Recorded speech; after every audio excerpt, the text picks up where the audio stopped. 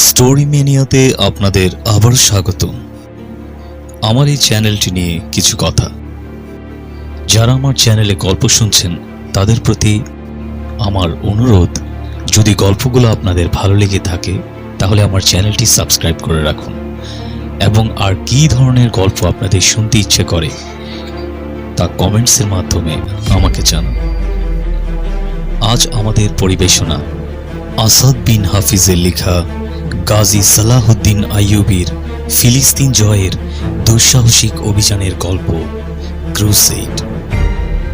আজ ক্রুসেডের সিজন 1-এর পঞ্চম পর্ব। তাহলে চলুন আর দেরি না করে শুনে আসি আসাদ বিন হাফিজের লেখা গাজী সালাহুদ্দিন আইয়ুবীর দুঃসাহসিক গল্প ক্রুসেড।